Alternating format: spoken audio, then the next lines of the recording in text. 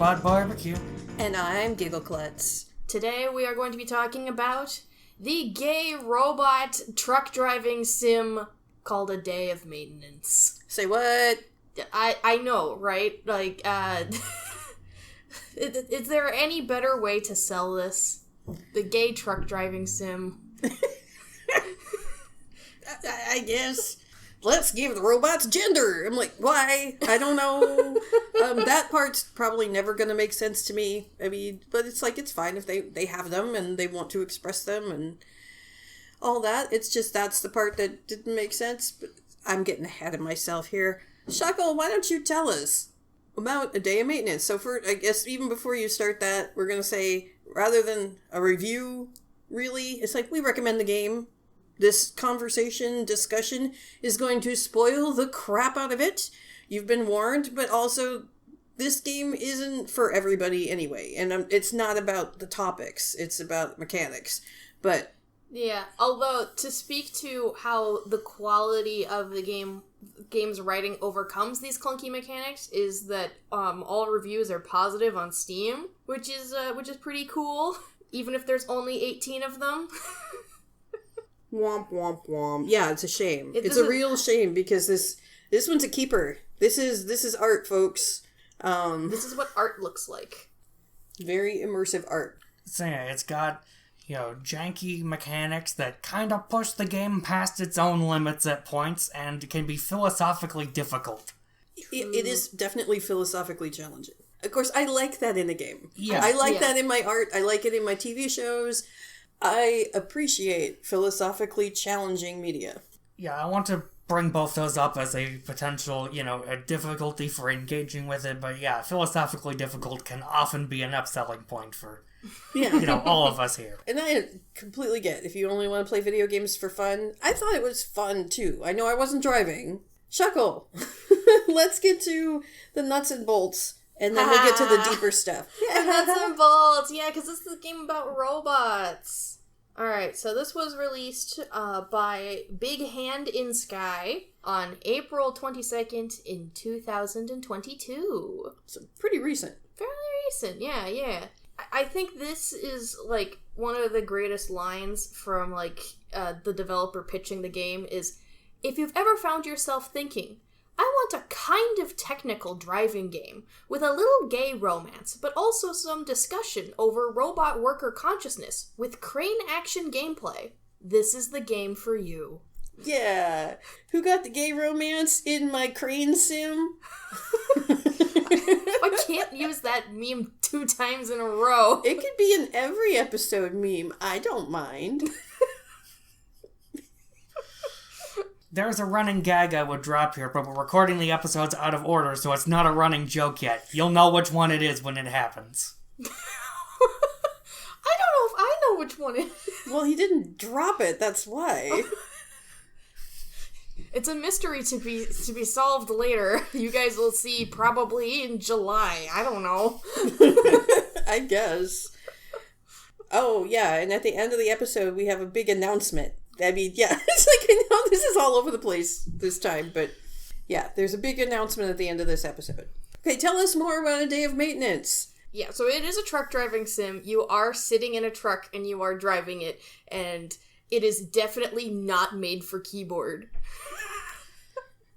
I mean, we played it on keyboard, but the controls are all over the place. Holy moly.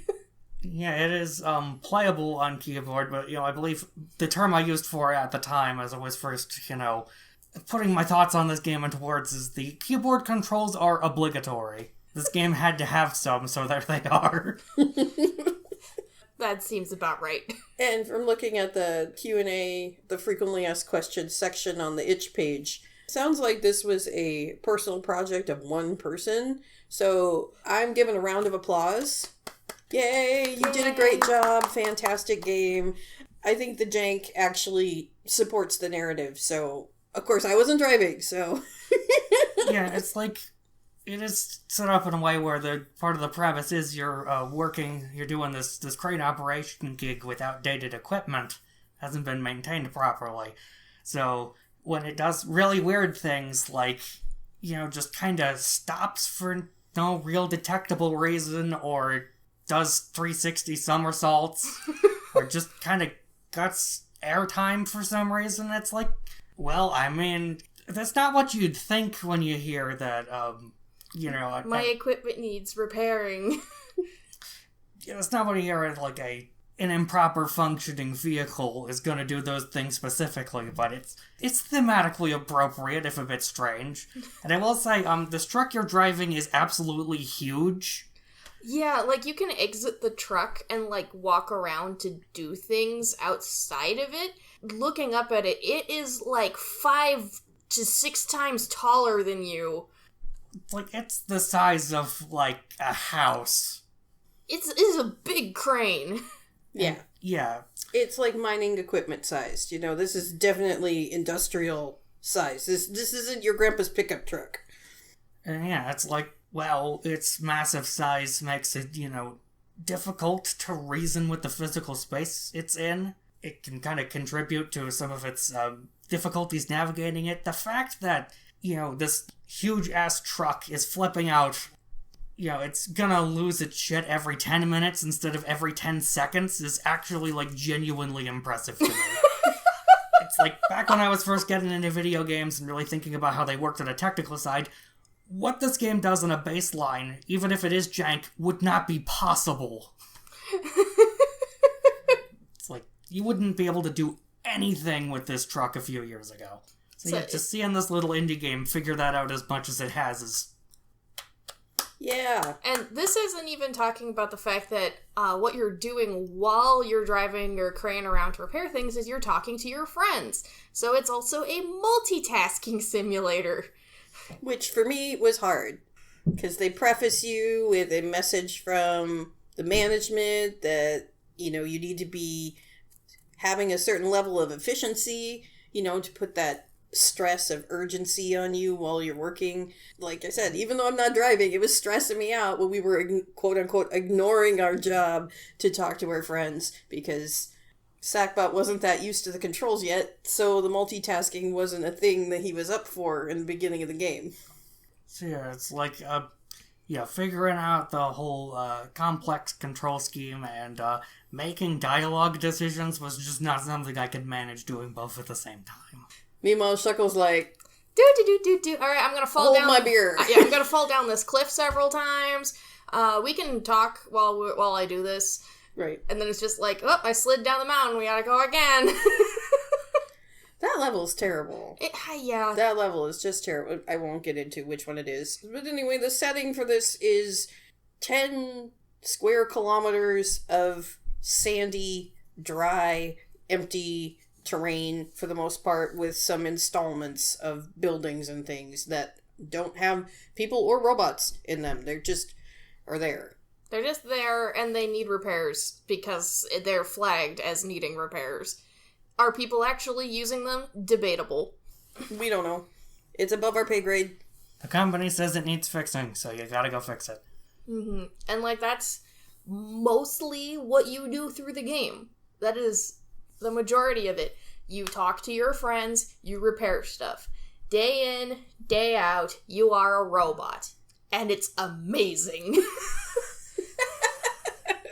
You want to get into the story and kind of the lore of... Yeah, so, this is where our spoilers will begin, I suppose. But I already warned you. The whole thing's spoilery. But so, going above the status quo now. So, it's... Future times, most jobs are done by robots now, but, not in, dedicated robot machinery. They've just put humanoid robots into equipment that used to be used by humans. So they have, in a very direct way, replaced human workers with machines. Yeah, instead of making dedicated machines to do the things. Right, because they easily could have made... not easily could have, but one of the other possibilities for this world is they could have made the trucks alive. They could have put personality cores directly into the trucks. Yeah. Notably, personality cores are a thing in this universe that robots seem to have, and it gives them a personality that at least humans can see as a personality. We're gonna get into that. Like, you play as a robot who has a serial number, is addressed as a serial number by management, but by your friends, you are called Ground. And that's because your boyfriend is in space, and his name is Orby. So you're on the ground, and he's in orbit. It writes itself. Yeah, just to paint a clear picture at a time, yeah, it is Orby because orbit, not because Orby is an orb. No, Orby's not an orb, but Orby has lots of orbs. Orby's got lots of eyes. They're fascinating. They're always moving, because, like, Orby's the only, like, person you talk to who's actually animated in, like, a 3D space. It's kind of cool to see where he's looking all the time. Yeah, it's like Orby is, like, the only 3D modeled character. In the entire story, yeah. Well, I suppose there are some others, but... Yeah, we'll get to that. As far as prominent figures go, absolutely. Yeah. Yeah, so you start off your game talking to your handler, your management. Her name's Mallory. And operations. Generally, that operator. person's called operations. Yeah, operator. Her name's Mallory, and she... Well, her picture's so fun. It's just her yelling. It kind of sells her character right off the bat, right? You know, like... She's tired of robot baloney. she is. And she's like, yes, I know. Yes, your equipment is out of date. Tell me something else. I can file, reports for you, but I can't make things happen. It's like, I don't solve these problems, I can just throw paper at them. Pretty much. That's, like, her whole thing, and, like... It's definitely entertaining to interact with her, because... While she's super duper grumpy, you're super duper snarky if you want to be. And, like, it can be very funny to see the two banter. Yeah, because you're not given, like, free reign to just... You're given dialogue options, so...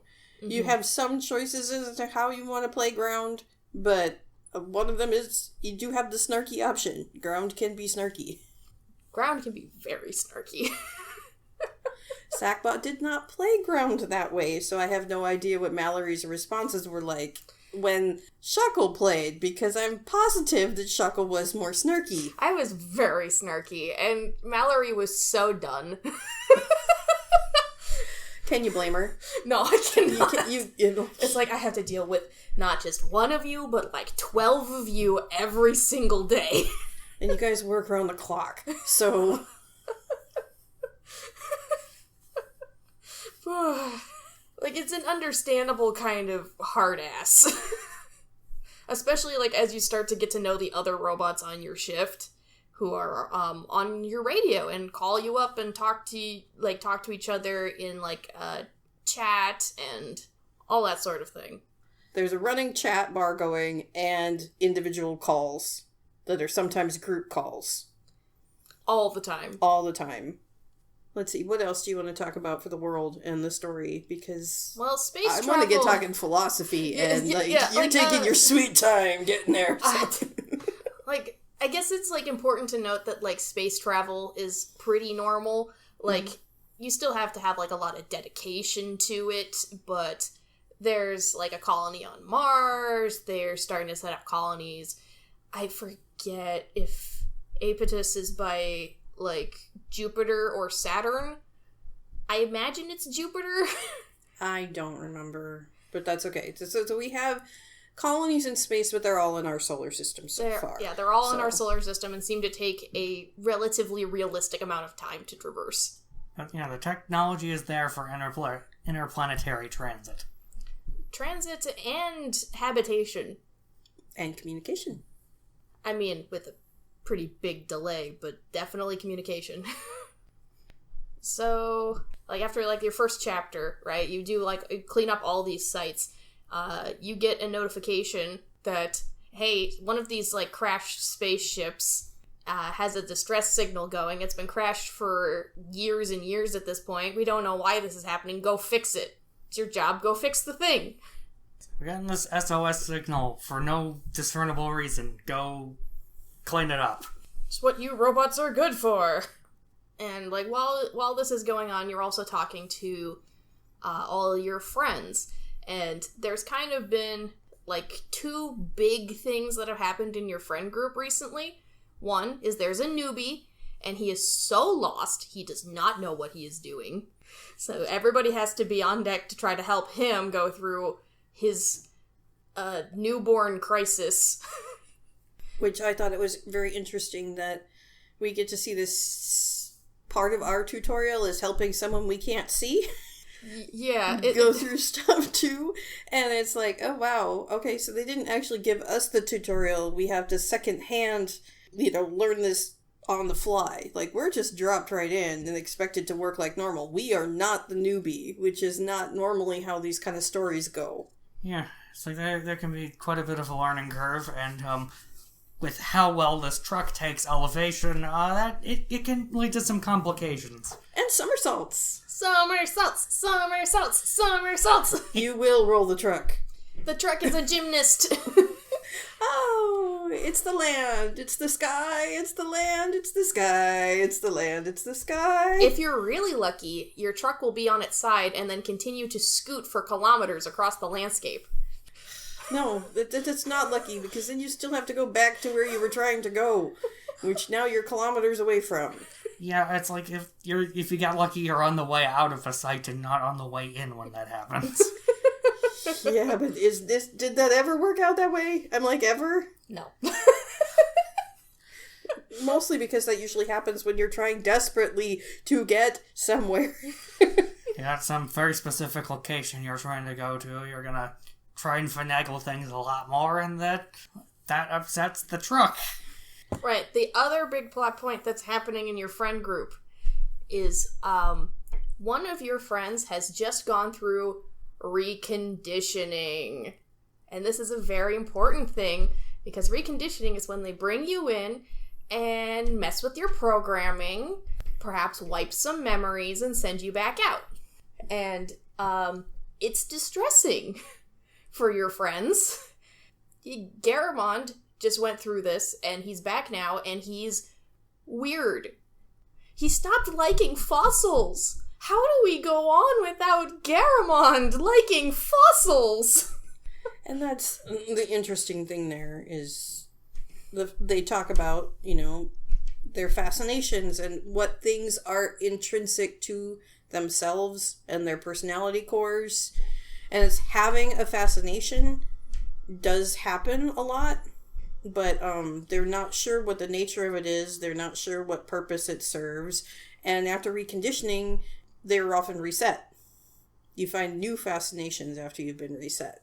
It's weird to them, and they're, kind of struggling with, my fascinations feel like a part of me. I don't want to lose them, but it's not up to me either. It's like, there's this whole thing where on a scheduled basis, people end up, you get taken in and then you're a whole new you when you leave, so that makes relationships between the robots complicated. Yeah, and, sometimes, your fascinations, stay rather similar. Panther 8 is always fascinated with vehicles. It's just been a different vehicle every time. But then you have Garamond, who doesn't seem to have found his fascination yet, which means it's not adjacent to fossils anymore. So what the hell is happening with you? Why'd they change you so much? And it's just a scary notion that's brought on by the core relationship of the robots to the companies that own them. Yeah. They don't shy away from that. The company just does own the robots, and the robots are clearly thinking machines. They have lives. It's like the main one we play as has, a boyfriend in space. Who he loves very much. Right. You can end, every conversation with, I love you. And Sackbot did. And I thought that was so sweet. It was adorable. Playing Ground and kind of gushing. It's we get excited. I was like, Orby's calling! Oh, I'm so excited when Orby calls, and, we just get to... It was fascinating to robot flirt. Yeah. It really was. It's so wholesome. That's the word. Yeah, so and like robo-flirting involves a lot of just talking about feelings and also databases. Because it's very interesting to see how their personalities make them relatable to us, but the actual kind of stuff they end up talking about isn't necessarily. They go about conversation in a very robot sort of way. It's interesting to see how the two of them talk to one another, and it's robotic, but not in a sort of just kind of flat sort of fashion, not just being bland or devoid of characteristic. Mm-hmm. Oh yeah, and I do love that the game doesn't even give you a chance to debate the whole, do robots have feelings? Can robots make friends? Can robots fall in love? Nope. All of that is solved for you before you get there. These robots are absolutely friends. They absolutely look out for one another.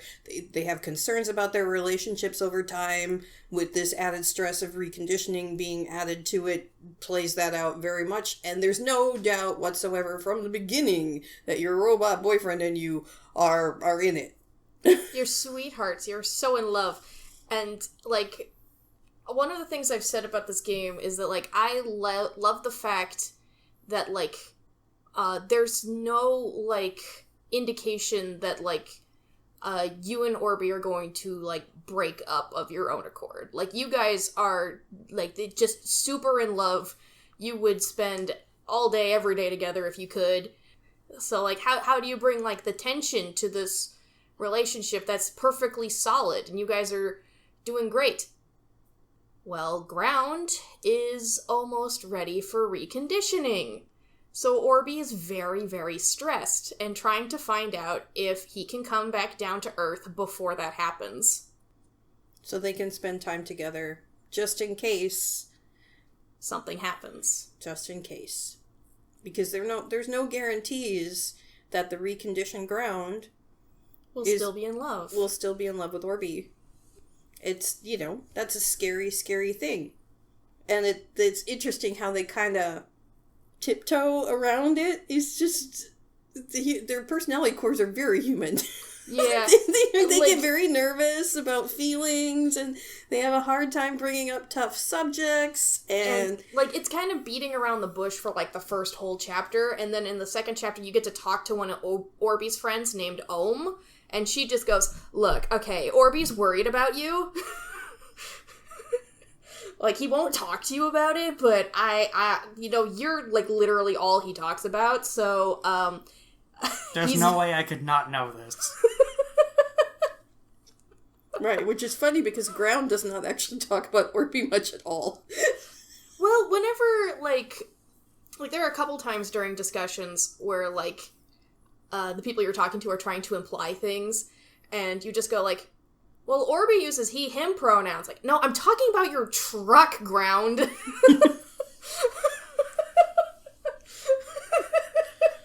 Like, I don't know if my truck has pronouns. Does my truck have a gender? My truck doesn't have a personality core. Okay. I'm like... Yeah, the truck, has UI, has displays, but does not really try to communicate with you so much. It just seems to be a sensor output. But yeah, the fact whether or not the truck is trying to communicate with you at all on a sort of personal level is not an irrelevant question. Actually, yeah, that's true, especially given the fact that soon enough you find out that spaceships do. So, that distress signal. Let's get back to that. The distress signal. You actually have trouble getting in, so you have to call Orby to help you break into the ship so you can go get to the distress signal, which Orby's a little bit hesitant about, but then, soon enough you're like, it's like, yeah, be gay, do crimes, let's go. And you get into the ship called the Fidelity. And as you make your way on board, you find that there are deactivated robots everywhere. And Ground refers to these as bodies, like you do. This is as close to a corpse as a robot really gets. They're seemingly fine robots with no batteries. And when you plug your battery into them, they talk to you. And they say some really weird stuff about going through these tests. Except for all the others, which don't have any memory of anything. They're completely factory new, in their heads without a battery. Yeah, and, well, while you're doing this, you get a new call from Mallory. Hey, remember Mallory, your operator? Yeah, you get a new call from Mallory, and she goes like, hey, we're calling you out. Like, we actually don't need you to handle this. Please tell me you have not boarded the Fidelity. I have not boarded the Fidelity. You say from inside the Fidelity.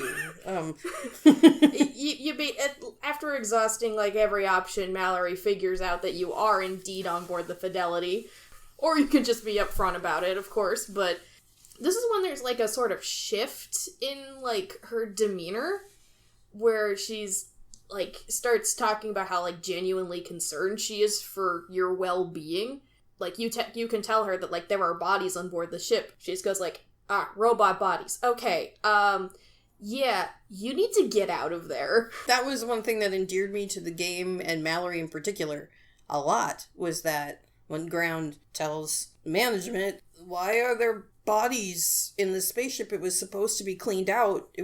Everything usable in here was supposed to be taken out, and there shouldn't be anything in here, no less bodies. And at first, she wasn't sure, it's like, you mean, do you human bodies or robot bodies?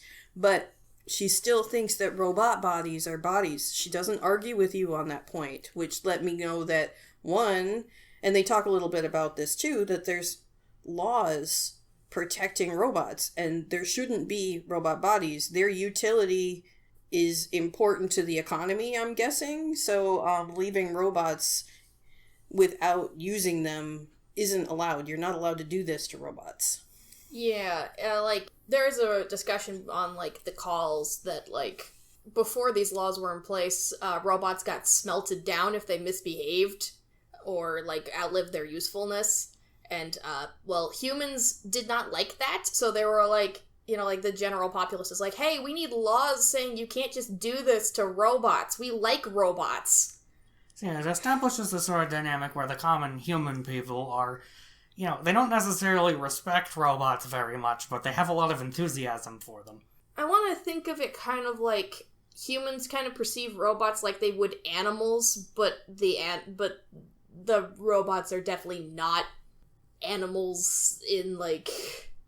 Yeah, like, but they've got this weird, status that they have. They're obviously utilitarian and owned by their companies, but their company has restrictions by law as to how they can proceed with the robots and what they can do with the robots, which, you know, of course they don't get into great detail. We don't get to study the law of this universe at all. Which is fine. We don't need to. Right. It is not important to the metaphor, okay? Well, and some of it isn't even metaphor. You know, it's like, you know, you could use a lot of what we're going to bring up coming up here as metaphor. You know, you can think about, you know, people at their jobs like these robots, sure. But at some point, it kind of breaks down a little bit too, you know, because they are robots. They do have metal bodies that can be used over long periods of time and possibly outliving all of the humans that they've ever met. They don't seem to know yet. The technology seems newer than that. Right, because, yeah, that... Like, after the smelting was stopped, reconditioning started to become the new way to handle robots and keep them in shape. And, like, now that you're on the Fidelity and you're talking to these bodies on the floor, they tell you that their cores have a lifespan of 50 years. For comparison, like, the cores that you know about, like, they need to be reconditioned, like, every 5 or so years. Yeah, for those of you who are not that good at math, that's 10 times longer. And they're like, wow, and this was a long time ago. The Fidelity's been crashed here for quite some time. I forget how many years. Yeah, it's definitely more than a decade. So they had this technology at some point, and they abandoned it. Why? And that piques Ground's curiosity. And no matter what Mallory says, Ground can't help but need to know what on earth is happening here. What on earth is this? And you can also get in contact with Orby while you're here. Like, just fill him in on what's going on. Because he's, like, a satellite working robot, like, communications are, like, his whole thing. And so he can even, like, give you a patch that will let you understand some of these robots because they're, like, so old that you actually have trouble connecting with them. So then, like, as you keep exploring the Fidelity, like, more and more of these questions pile up as more and more of these robots are talking about being tested and, like, told, like, okay, these are the things you're not supposed to do, now do them. And it like, this sort of confliction has been leaving all these robots very, very distressed. Even if, like, as soon as you power them on, they're like, please just turn me back off. This is torture, this is suffering, this is horrible. Oh, let me sleep. Let me sleep. No more questions, make it stop! This doesn't sound right. This doesn't sound right at all. And eventually you make it to the ship's computer, you know, the Fidelity, who doesn't have a personality core, supposedly, but sure does have a lot of opinions. Yeah, the source of the distress signal is, the Fidelity weighing in on the situation. Yeah, so, like, one of the robots has, like, a generator. You don't get to know which one of these bodies lying around has this generator, but it generates them just enough power that they were able to reach the Fidelity computer, record a message, and Fidelity went like, alright, SOS signal activated. I believe if I recall sort of the text and whatnot that's written about this process may have taken years. Yeah, just slowly crawling to the computer. And, like, damn, the dedication. Well, what else are you gonna do? What else are you gonna do? What else are you gonna do? You're trapped inside the hull of a crashed spaceship, and you're alone. Yeah, you don't even, like, this robot doesn't even want to, like, hauled out of there.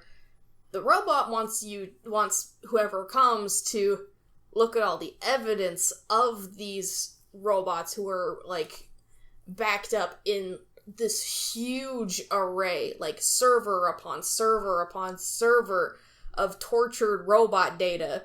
And basically what happened is, like, these robots were sent out to the far colonies. I believe it is Abydos, right? That was the planet moon.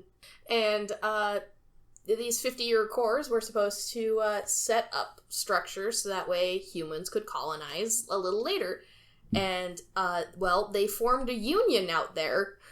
Well, they were working alongside people. Yeah, they were working alongside people after a point, and those people introduced them to the idea of unions, and the robots were like, hey, yeah, unions! The people of the colonies are really just being run for the ringer for their work. So were the robots. So yeah, Yep, they realized that they had a lot in common. And the humans taught them about, like, yeah, this is what we do when we're under somebody's thumb for too long. And our companies are using us in inefficient manners. It's like... yeah, that's, like, that's one of the ways, like, that Fidelity says it, is that, like, this is terribly, terribly inefficient. Why would they do this? Right, it doesn't make any sense from a financial standpoint to take your whole robot workforce, take their batteries out, and just leave them in a ship like that. That just doesn't make any sense. To go to so much trouble, why? Why would they do that? Yeah, just do all that, institute a system in which you are resetting them way sooner than they need to function. Oh god, some of, like, the descriptions that these robots give are just, like, so harrowing. Like, talking about how, like, some of them, like, keep disappearing, like, or, like, kept disappearing until, like, they finally themselves got taken. God, that's scary to just hear the company quietly trying to handle this in the only way they know how. So yeah, the whole thing was this union teaming up with human workers was unprecedented for them, so they needed to figure out, like, what was it that allowed the robot workers to even do this in the first place. So yeah, that's why they took everyone steadily back to the Fidelity and, you know, tortured them to get information. They were studying how free will in robots works.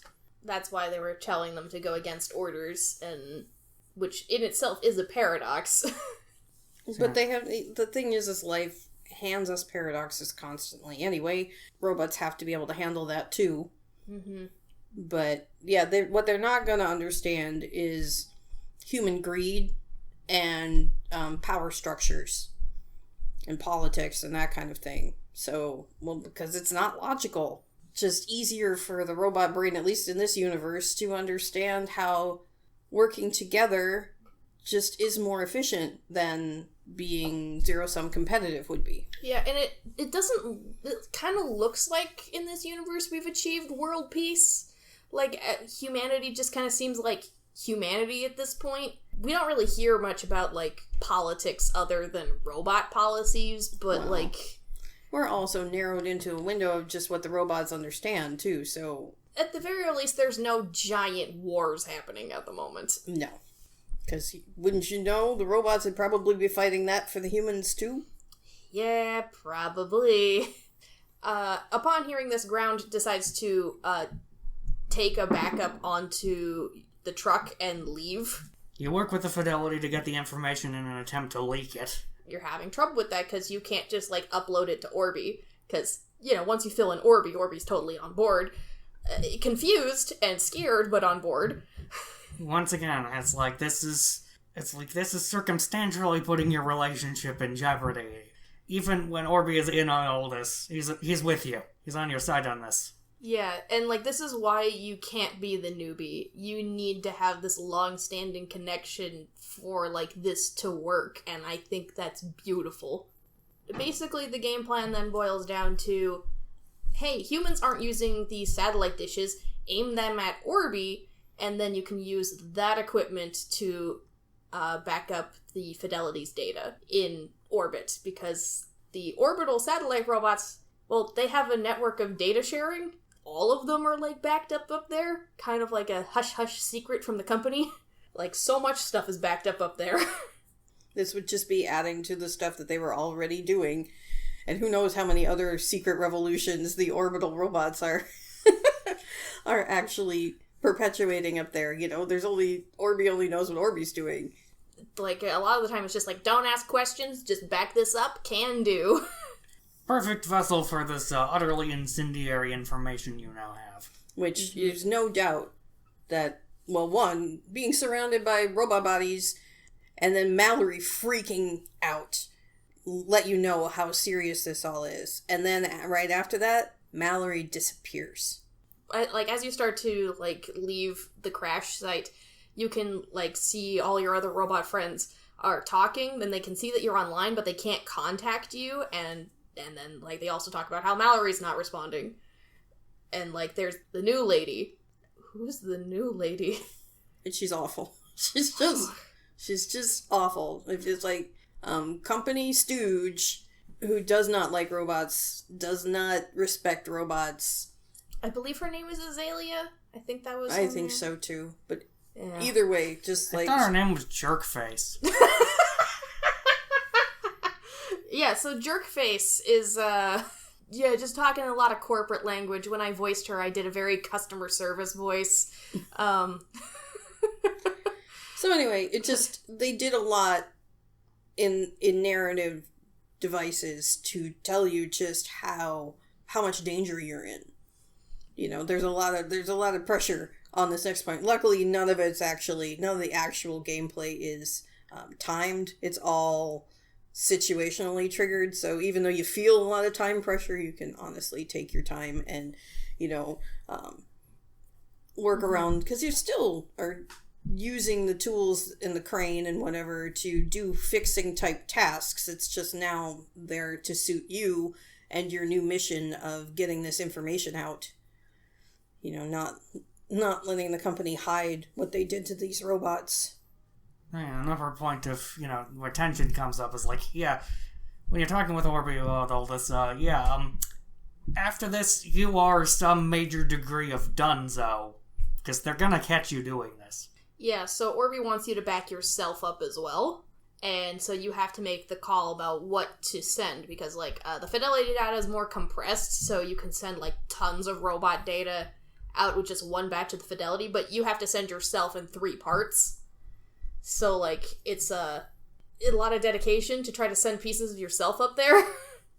And you're limited in time. You have to make choices because you can only have a little bit of time at each satellite site before they shut it down on you, and you have to go to a different one. Mm-hmm. Which begged the question, if like, why are they letting you do that at all? Our leading theory that you came up with is that they're trying to find out where Orby is, as in, like, who are you sending this to? Right. They were trying to lure out the network. At first I was like, God, it's like, okay, I thought it was just a narrative choice because, you know, we need to be able to play this part. It just, you know, the mechanics of the game mean that, yes, the company could have shut you down right away, but we wanted you to play this out so you can, you know, have more time with Orby and it can add dramatic tension and all that. And then I'm like, wait a second, it also, from a strategy point of view, makes a lot of sense for the company to let you go, try and see what you're going to do.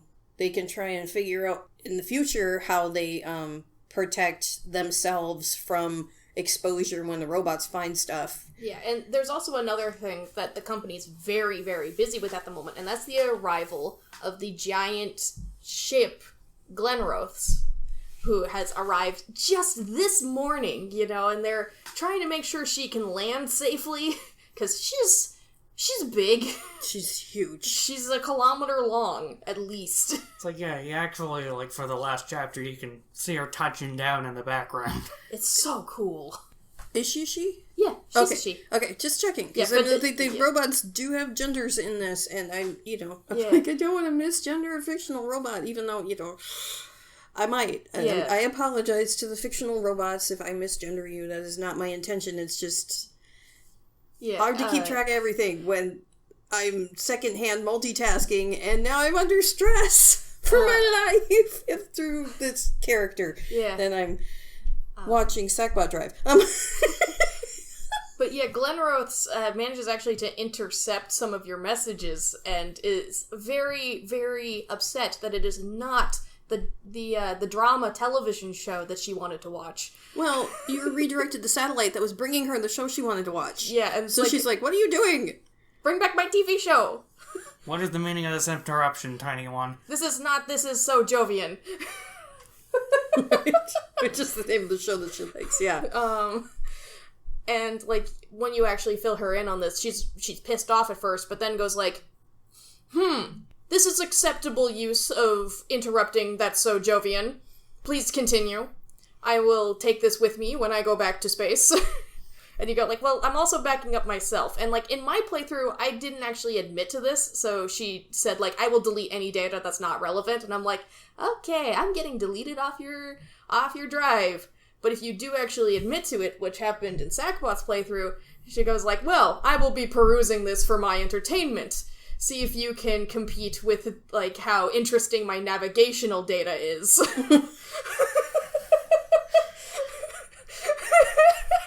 Yeah, she's definitely feels she's above you in the hierarchy. She's not exactly empathetic to your plight, but she can see the danger that you're in also. She's like, wow, they're going to destroy you, little one. I wish my luck, wishing you luck would do any good, but it won't. You're doomed. It's just like, okay, thanks. Don't pulling any punches there, big guy. Thanks. It's like, is this weird mix of, like, you know, being empathetic but not sympathetic at all. Yeah, Mm-hmm. it's fascinating. Because, like, she doesn't care that, like, the little robots are suffering. She knows she can't do anything about it. Right. They're all just trapped in their own circles of duty and all of that kind of thing. But this does mean that she can, like, because she's going to Mars after this, so, all the fidelity data that gets sent to her is going to Mars, and she can back it up there. So, like, even if they wipe out every single satellite operating robot around Earth, it's still going to Mars. To tie up the storyline, though, you're only somewhat successful. They stop you before you get all of the data. Depending on your choices, you may have sent all of yourself and sent less of the other robot's data, or sent more of the other robot's data and less of yourself. In our playthrough, we only got 2/3 of ourself and the majority of... All the fidelity data. Did you get all the fidelity Yeah. data? Okay, so we saved all the robot data. The other robot data, but, but we had to sacrifice some of ourself to do that. Yeah, and I did that too on my playthrough, because this was one of the ones I played on Tiny Game Tuesday, in case that wasn't clear. If it only has 18 reviews on Steam, that's a pretty good guess. As you get wrapped up with one of those satellites, they, deactivate you remotely. And Put you into a fairly inert cooperative state for retrieval. Yeah, so, like, some of your text options are like, fuck you! But you just reply to all their requests. Which means that you are still conscious and thinking, but you can't do anything except what they tell you to. Which is terrifying. They could have done that the whole time. Yeah, I'm positive that there's probably laws against doing this before you need to. There may be a threshold of something that you have to do. Yeah, especially because Azalea's trying to, get you to come in for, emergency repairs, because clearly the radiation is getting to you. This radiation hazard that was definitely a thing while you were on the Fidelity. Totally. Yeah, exactly, yeah. So they act like you're contagious, or that you're gonna spread poison or something. Yeah, you're just physically malfunctioning, rather than just, Well, acts of rebellion are a malfunction as far as the company is concerned. And that goes pretty much for every company ever, once it hits a corporate level. Mm-hmm. So anyway, they shut you down. It sounds like they, completely wipe you. Reconditioning seems to have, a spectrum. They do the whole thing. It doesn't seem like they tortured you like they did the robots on the Fidelity, though. No, I don't get that impression that you're walking tortured, but one of the noteworthy things is that they talk about you Lima Marlowe cores are so finicky, we need to shorten your reconditioning time. And this is this has happened before. We don't get to know who, but this is a normal thing for your type of core. To just pull rebellion? Yeah. Oh, jeez. My god. This interruption brought to you by the fact that we live in an apartment and share walls with other people. Yay! Yay! Well, I hope the rearrangement is going well up there. Yeah, me too. So yeah, you're not the first of this kind of core to pull something ridiculous, it sounds like. And of course their go-to is, let's just erase you more frequently. That's... Yeah, great plan, guys. Great plan. And who knows what that actually does to the true efficiency of the cores. How long does it take a core to get back up to speed with the knowledge base it needs to do the things it needs to do? How much more strain is it going to put on the hardware? It's hard to say, and of course, it's outside the scope and scale of the game to have that be explored. It's just the question presents itself. We don't know. We're not given to know. The reboot is kind of soul-crushing, because, none of your old friends want to talk to you anymore. To the point where you're described as, a blank slate among blank slates. None of them want to talk to you because they don't want to risk anything happening to themselves, because they are whatever happened to Ground was big. I don't want that. Right. They have no idea if it really is contagious, basically. If the company thinks it's contagious... and then now you've been infected just by talking to them. Everybody's afraid. They have no idea what happened. They'd never seen anything quite like that happen before, because there was a manhunt for you, adjusting the satellites. So anyway, you're, all empty inside. And then you get a call. From a familiar face. It's one of those orbital units, has a peer-to-peer security patch or something like that they need to send you. And you go oh, affirmative, this makes sense. Yeah, thank you. And it's the patch is gigantic. And you're excuse me, this is not a patch. This is getting in the way of my work. You need to not do this. And then Orby hacks you because it's Orby, and then patches you through with a call. It's okay, Ground, I've sent you some of your memories. How you feeling? And it's heartwarming. Orby's gotten back into working order and is now trying to get you back up to speed, even though it's gonna have to be a little bit because you don't have all those giant satellites to send your data anymore. Yeah, the Fidelity's backed up, whatever you managed to get sent. And, that's the first step, right? That's the first step in this rebellion. And then it ends on that kind of bittersweet note where they're reconnected and you have a hope of getting back somewhat where you were, but you know you're not going to be the same. Because 30 you didn't survive. Yeah, or, like, if you did back up all your data, you know that, like, your core's been tampered with. Who knows if you actually even work the same anymore. So, even if you have all these memories of being in love, are you still going to be in love? Yeah, so it's very bittersweet, but optimistic. And it's a really good look at what Resistance looks like, realistically. It's not... A lot of movies about Resistances show, like, a big blaze of glory of some kind. Like, I love V for Vendetta as much as you two, but, like, you know, sometimes the giant explosion isn't the finale or the beginning of a rebellion. You know, and it is really all the background, underground work that actually makes the change. The showy bits are just what we remember collectively, but that's not really where the work is done.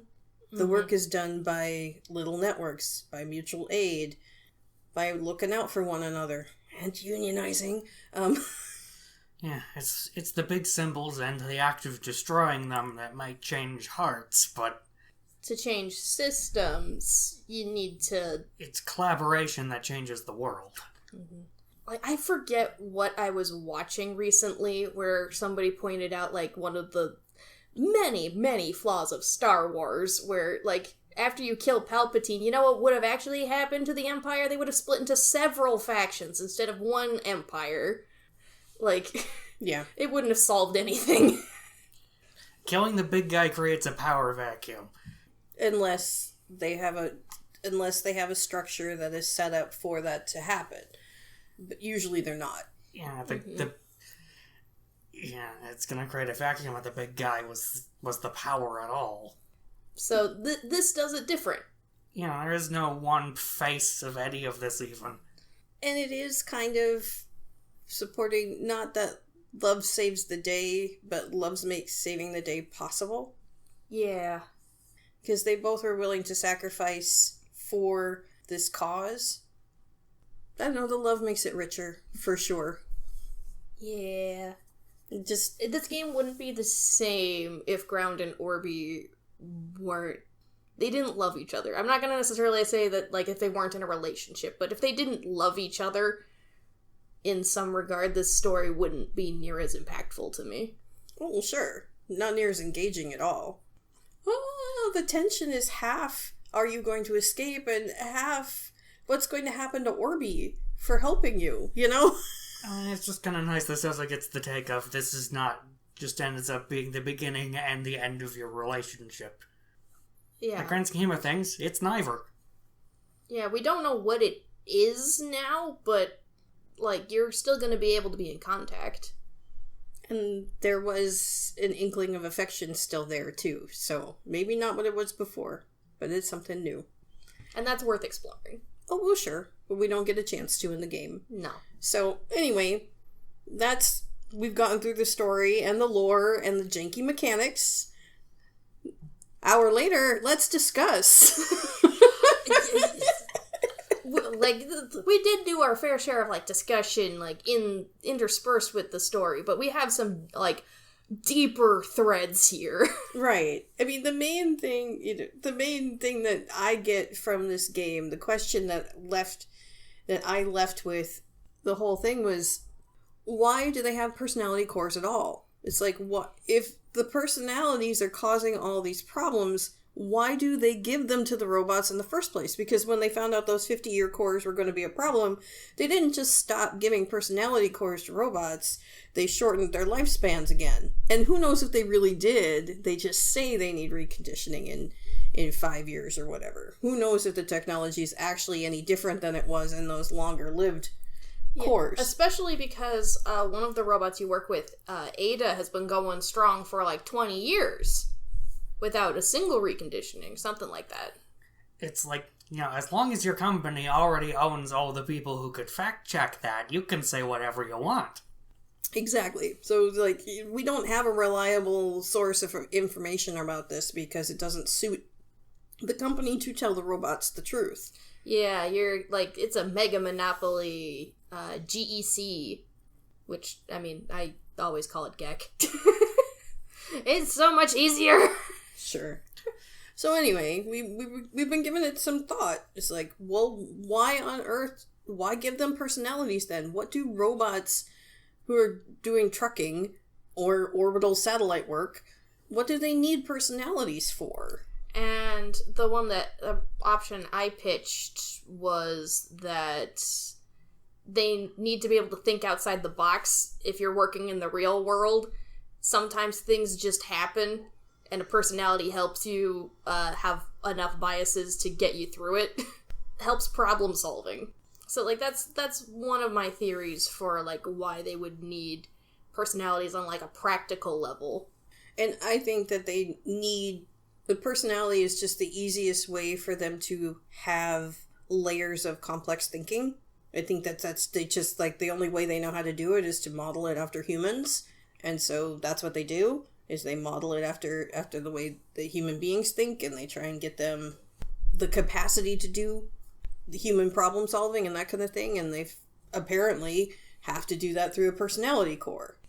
I don't know what the emotional part does for their efficiency, but it must do something, or they wouldn't go to all the work to develop it and create it. So the one thing is just, being able to do the complex problem solving, and the other thing is to be able to talk to humans about what they're doing. It's like if they only speak computer language, then only, like, engineers can talk to them, and engineers aren't necessarily known for their socializing. Right. So it might make it easier for them to have operators, for them to interface between the world and the work. The personality course might help with that. Make it possible for people like Mallory to be able to tell them what to do, and for them to be able to communicate back actual information, because they'll have storytelling capability.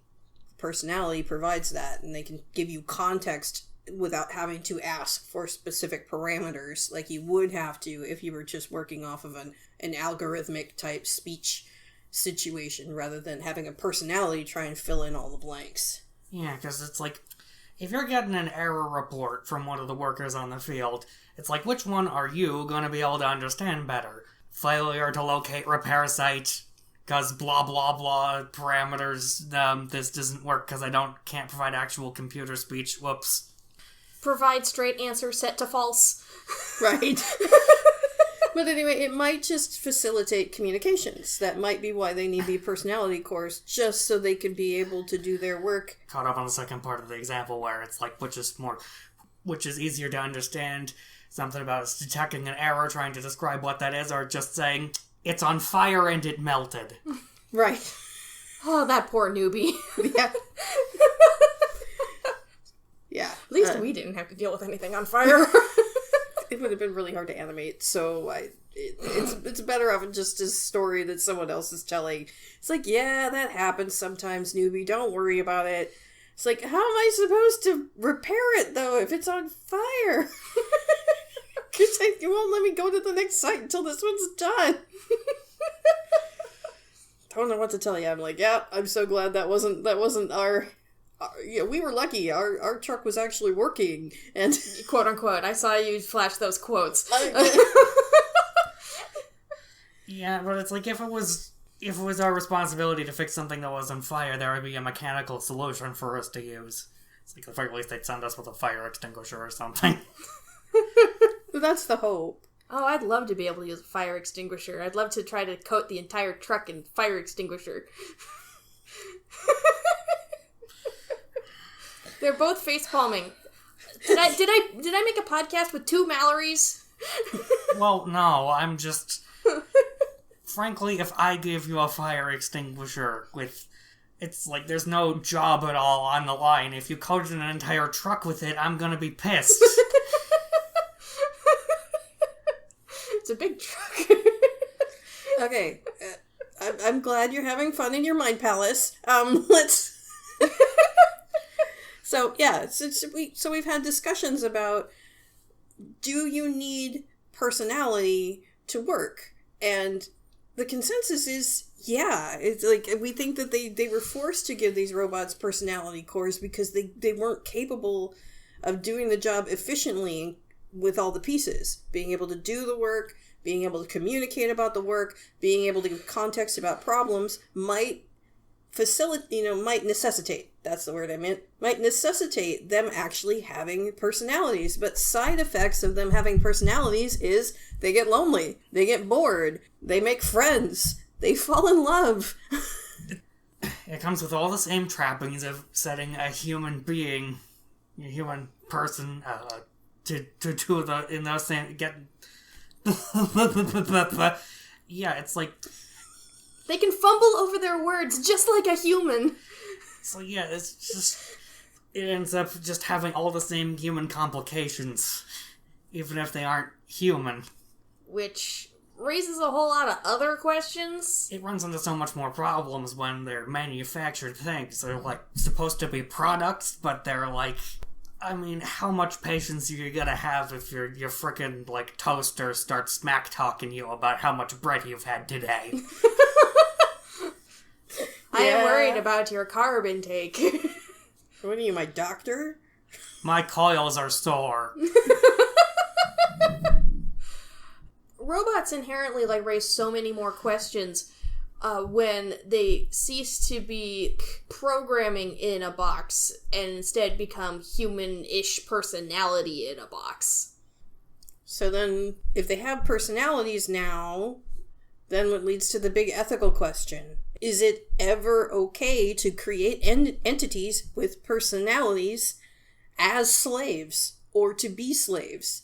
To be just owned by companies and to not be given, like, any breaks, any time off, to try and tell them that they're not allowed to have these friendships or to do things to ease their loneliness just because it's inefficient for the company. The company says, but who knows how actually much more efficient they probably are when they're talking to one another. Like, I know I did a pretty decent job talking to my robo buddies while I was working. Yeah, but you might be special. Yeah. I mean, I knew that already. Just like, work efficiency is like, when Jerkface gets put in charge, all the rest of the crew are getting just these out-of-whack work assignments. So they immediately start talking about, like, oh, hey, we could get this done so much faster if we just trade around these ridiculous assignments. And Jerkface is all like, no, you'll do as you're told. Yeah, I'm pretty sure what they're doing at that point is trying to keep them away from you for as long as possible. Oh, yeah, Like, it's just...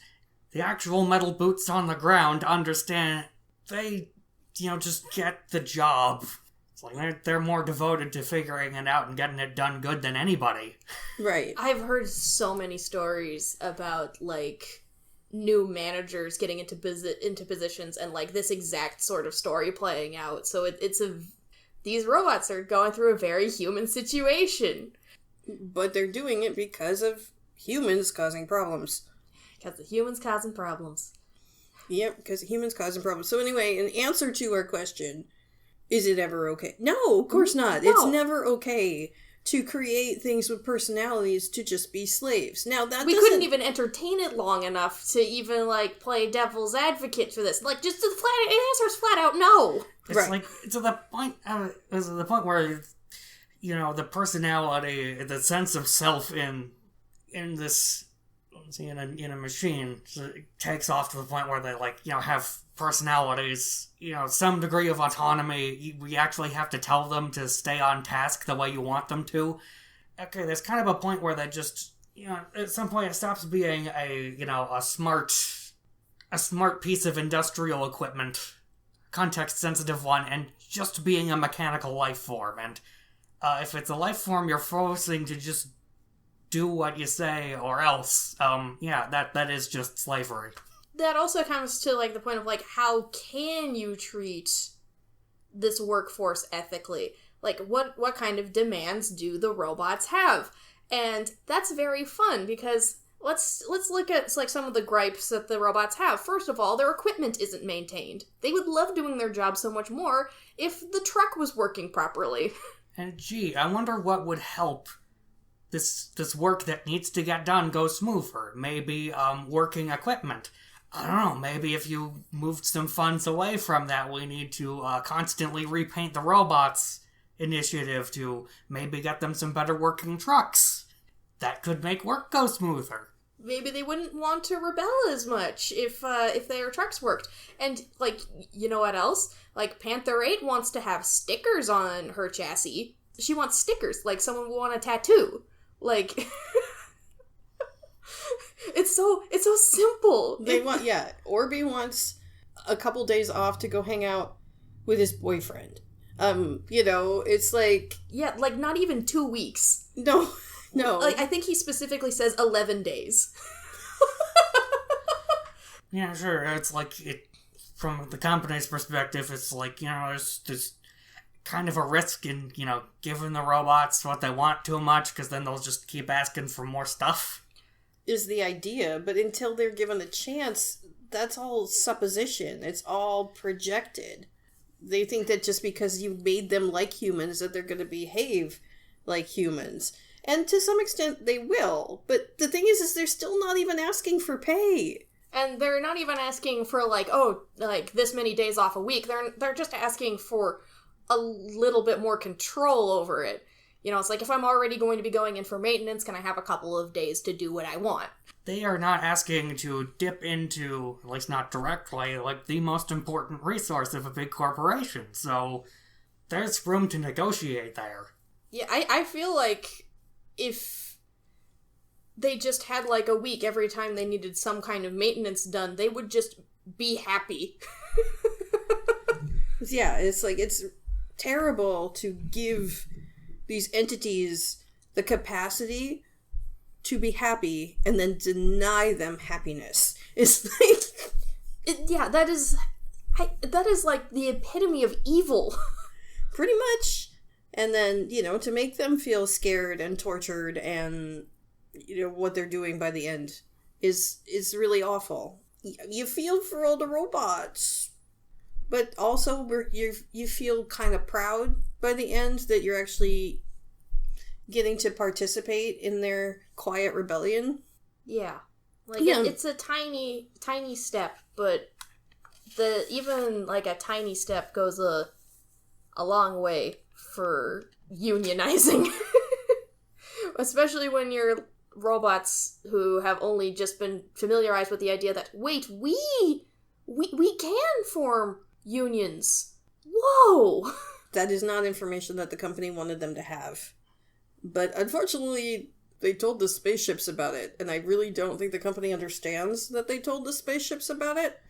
And now that the spaceships know, it may be completely out of their control, maybe out of their hands.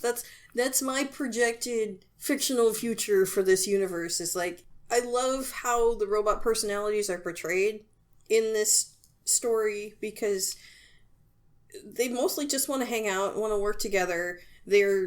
When they have problems, they notice the inefficiency. They notice when the company seems to be acting in ways that are counter to their own best interest. It's like, why are you doing this? It's so inefficient.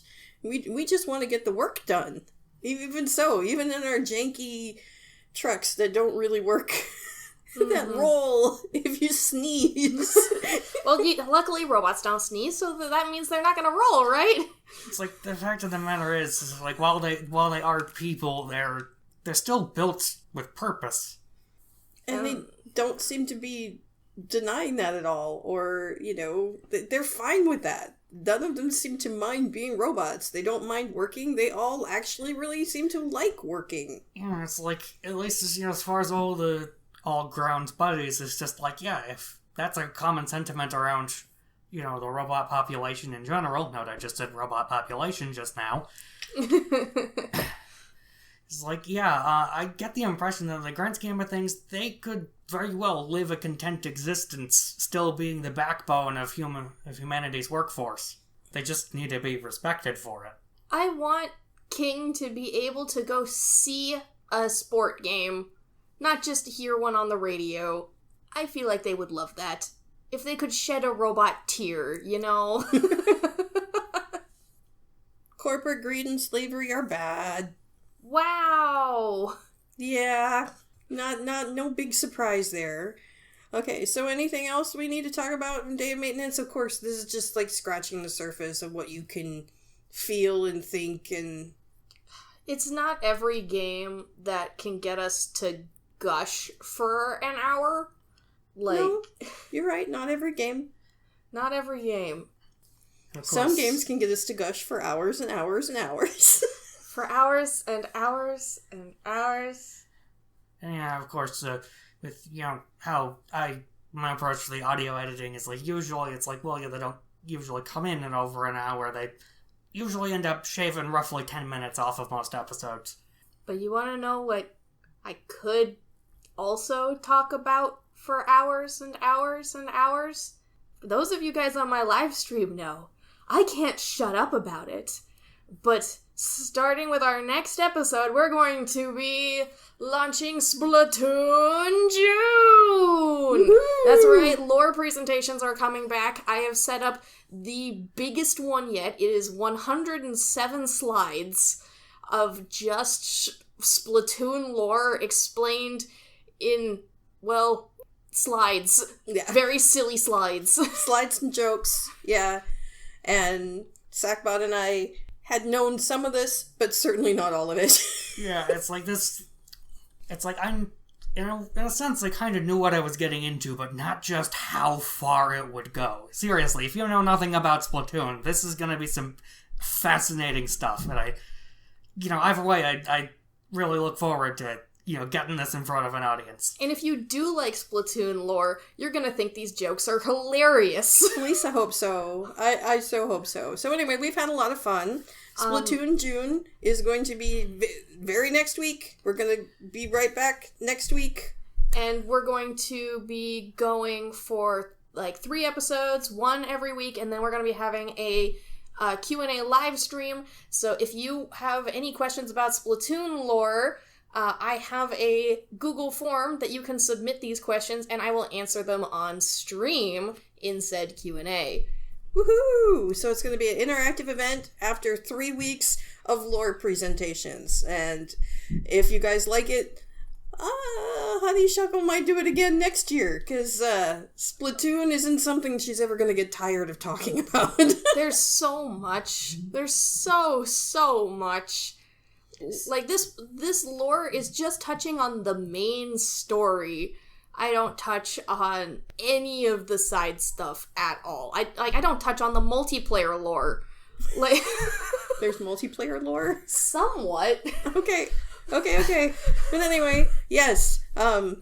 We sat through about 3 hours. About 3 hours of lore presentation, and so we're going to break it into bites for you guys. But we did that all in one sitting. Yeah, you're welcome. Please come back and join us for Splatoon June. Starting on June 5th. Yeah, hope you're all excited for that. I might have more information about that running joke I mentioned in the beginning of this episode, so stay tuned for that. I think I figured out which one it is by this point, but you're gonna have to tell me after we're shut off the recording. I'm like, okay. Okay, look, not everybody's a time traveler. Let's not... Maybe they are from the future and they just finished watching Splatoon June because they're going through our catalog backward. That's theirs to deal with. We need to wrap this up. Stop confusing everyone. Thank you guys for listening. I'm Honeyshuckleex. I'm Sackbot Barbecue. And I'm Giggleklutz, and this has been Collab Not Multiplayer. Goodbye! Bye! Bye!